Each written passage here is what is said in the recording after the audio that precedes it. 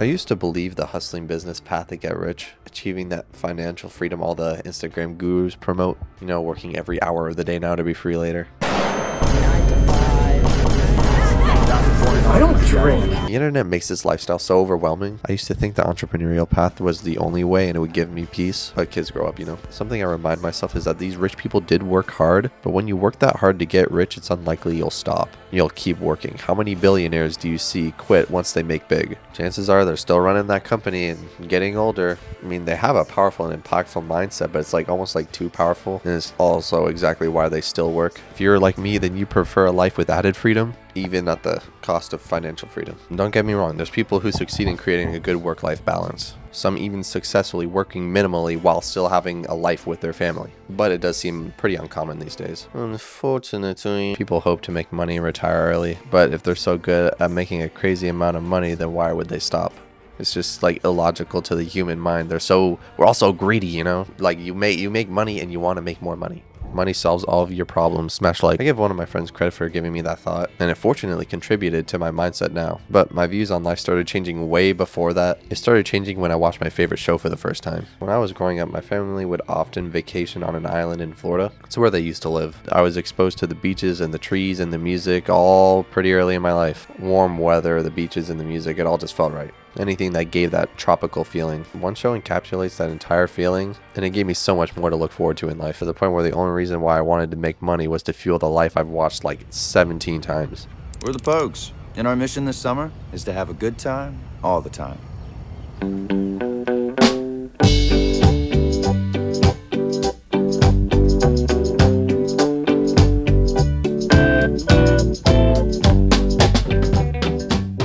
Yes, it's correct. The show about a bunch of teenagers on an island hunting for treasure changed my life. It's my favorite show, and it's not even close, I'm not gonna lie. I'm 100% biased. I know there's like flaws in the acting and stuff, but I don't care. I'm so biased. Obviously, it's not perfect when analytically looking at it, but the show fueled my love for what they have. Now I would do anything in my power to have an ounce of the freedom they did. By the way, if you don't believe me, look at my hair.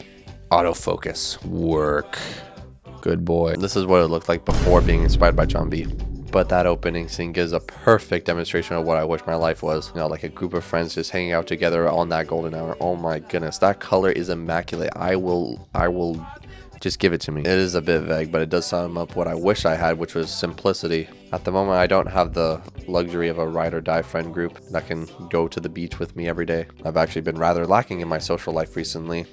Go me, like and subscribe. And I felt a little lost these past few months, but all the more reason for change, right? The worse things get, the harder I work. I've rewatched Outer Banks so many times I've lost count. This seems like an absurd amount of time watching teenagers lose treasure. I started to aspire more not to what they lost, but what they had. The relationships between these characters are like unlike anything I've ever seen. These guys are real friends. You see what they've done for each other? These guys are totally willing to just completely risk their lives for each other in any day-to-day scenario.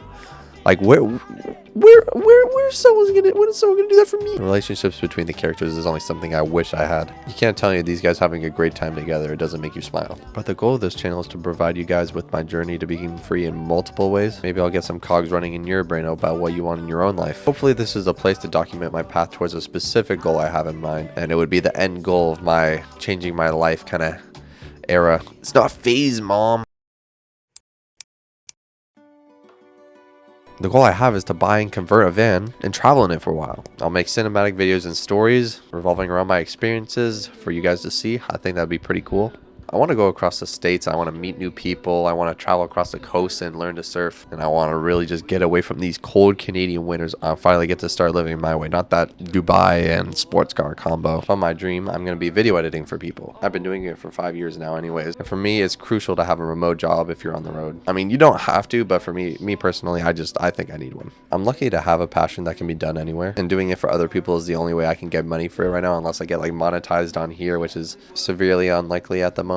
Because between the intro and now, it's been months. Good luck on consistency. Smash like. I have nothing to lose and everything to gain, right? Maybe I'll watch this in 5 years as a, oh, look where I was then.